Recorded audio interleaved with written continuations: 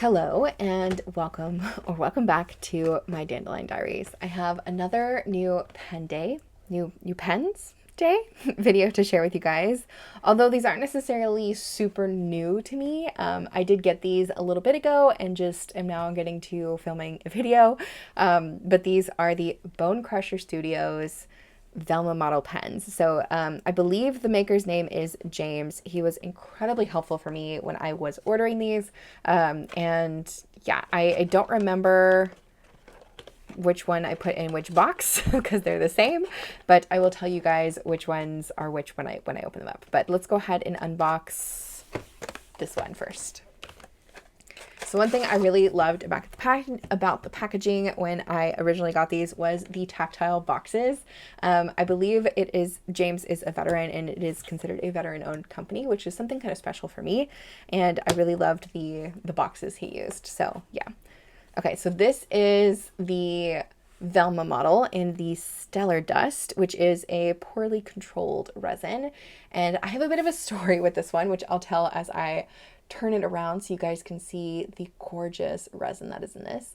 So I originally saw this on his site and it was under a reservation, like somebody had reserved it and it wasn't available for purchase. And when I reached out to James, I was like, hey, I'd really like that pen. Do you have another blank of it? Like, could I have it made maybe? And he said that the person who had reserved this apparently never contacted him back, and it had been like a month or something, and he said I could go ahead and purchase the one that was on the website. And I was thrilled. I was so thrilled. I'm so in love with this. So as you can probably tell, if I turn it with the right lighting, there's little flashes of red and pink in this, or red and orange. It's really beautiful. I love this resin by PourlyControlled. Absolutely stunning. And then James also does his own finials. So this has a finial on it that I got to choose the color of. I went ahead and chose the gold just because the nib inside is gold, I think. Did I pick gold?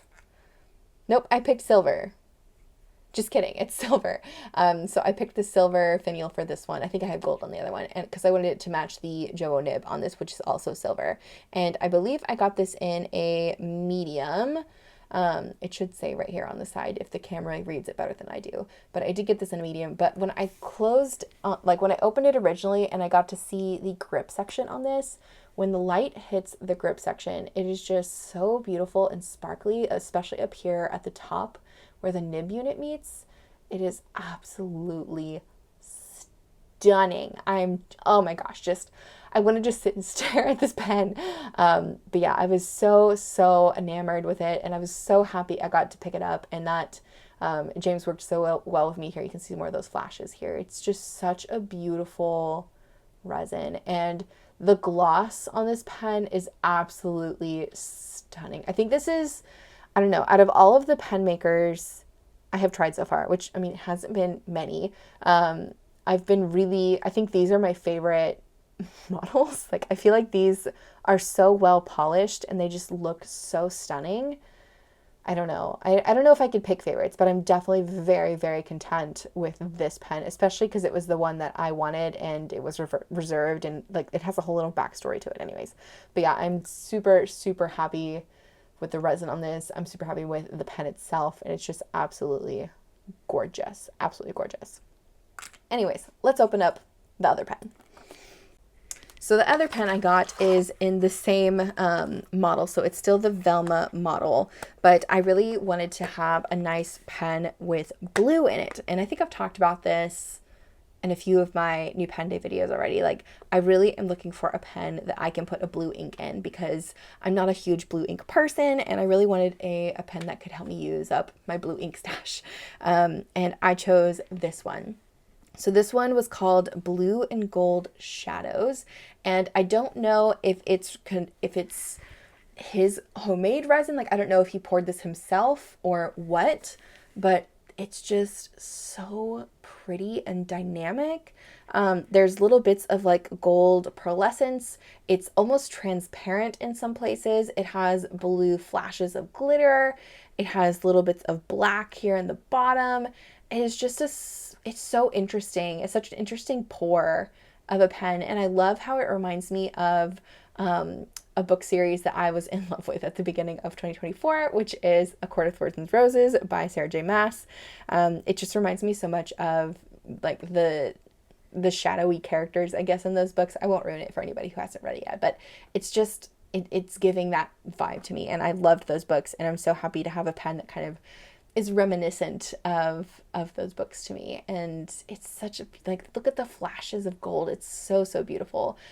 He also, again, the finial on this one, I did pick gold for this one, I remember that, and he agreed to give me a black nib for this one. So it's got a black nib with the kind of cool shadowy looking body, and I'm really happy with this. And I think I got an extra fine, or no, this is just a regular fine black Joe nib. I'm just, I love. I'm going to go ahead and zoom in a little bit more so you guys can appreciate this resin. Again, I don't know if he poured it himself, if it's just like a home pour, or if it was made by somebody else, but I just love looking at it. I love seeing all of the beautiful kind of swirls and transparent marks of it. It's just so beautiful. Just, I love. It's just kind of really interesting and dynamic to look at with the kind of swirls that it has. Anyways, I'm going to go ahead and unscrew this one so you guys can see the mechanics of the pen. It does open up to have a cartridge converter here, and he just uses, I believe they're Schmidt converters. So it's just going to have the standard kind of converter right here. And then if we wanted to do a cap test for the turns, I'm just going to match it to this kind of gold swirl right here. So we have one and some change, which is a really nice turn, like amount of turns for me personally. If there's too many turns, I can feel like it gets a bit, you know, unnecessary. If we were to try to post the pen, it does not post well, but you could hang the cap off the end if you wanted to. I do think I would use this unposted just because the length of the pen is honestly perfect for me. I feel like it does a very good job in terms of weight balance. I wish I had a scale to kind of measure this out so you guys could see how much it actually weighs, but I'm very happy with this one. And then if we wanted to see what the other one in the Stellar Dust, don't roll away, looks like in hand, this is how it sits in my hand too. So like it's exactly the same pen model, so they're going to be very similar. They do barely, I would say, not post on the end, and it is a really nice weight for sure. I'm going to go ahead and do some size comparisons with both of these so we can see how they compare to maybe some other small makers that I have, and also some regular pens you may have in your collection. And yeah, I'm really enamored with both of these, and I'm super happy with the resins I got, and I'm finally making a video about it to share with you guys, and I'm just so happy with these. Okay, so here we have both of the Bonecrusher Studios Velma pens. There's a little bit of sun kind of peeking through, so we'll get to see some of the sparkles come out. But here is it next to a 𝗦𝘃𝗏 Glow Green or 𝗦𝘃𝗏 Eco. Here is it next to a Lamy LX.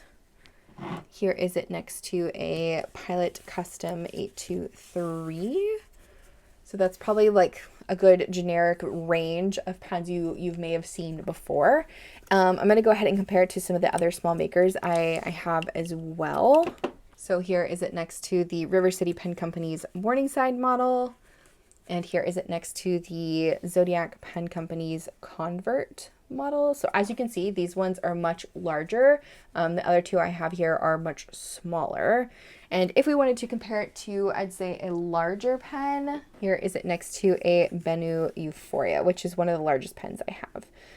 I think it's considered a large pen. I think the Velma model is considered a large pen, but in hand, I feel like they're not that large. Like, I don't know. I feel like it fits very comfortably for me. If we were to uncap these so we can see what they look like in terms of the length of the pen body without the cap on it, you can see here it's almost the same length as a 𝗦𝘃𝗏, just slightly longer. and it is about the same size as a 𝗦𝘂𝗽𝗍𝗍 as well. So it is considered what I would be a larger pen, but it is very comfortable for me personally. So I'm very, very happy with both of my Velma models. I am going to go ahead and do a dip test for both of these nibs so you could see what a medium versus a fine looks like compared to each other. And I'm just going to do that with my Pilot Blue ink here. I do think they're both going to write beautifully just because the Joe nibs usually do really well. But, you know, I just want to show you guys for comparison's sake how they compare to each other. So this one is going to be the fine. So this is the Bonecrusher Studios.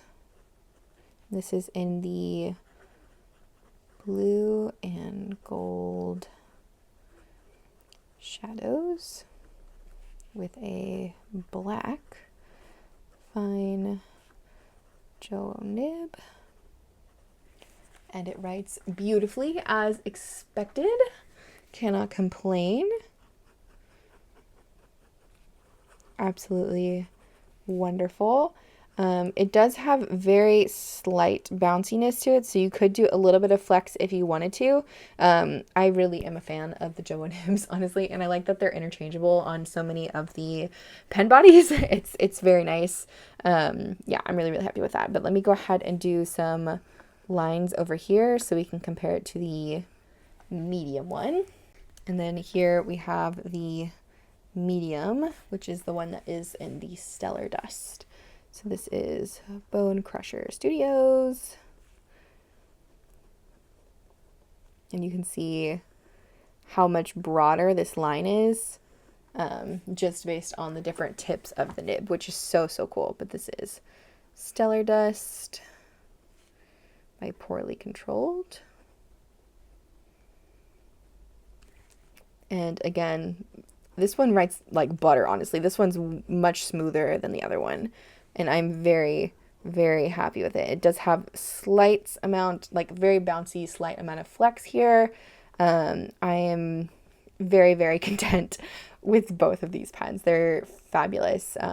James is a great, great maker. I'm really happy with the size. I'm happy with the finish. I'm happy with the pores. They're just overall really beautiful. All right, in review, I am enamored with the two Bonecrusher Studios pens that I got here. I definitely think I may have a favorite for the Stellar Dust just because of the journey that I had to get it.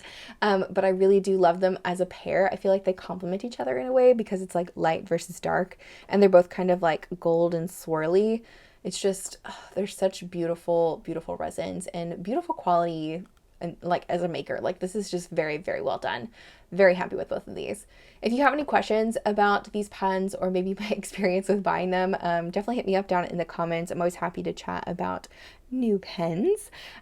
Stay tuned for another new pen day video this month. I have another pen coming in that I'm really, really excited for. But yeah, I'm so happy with both of these. Anyways, I wish you the best rest of your day. Happy pen time, happy ink time, all that kind of good stuff. And I'll see you in the next one. Bye.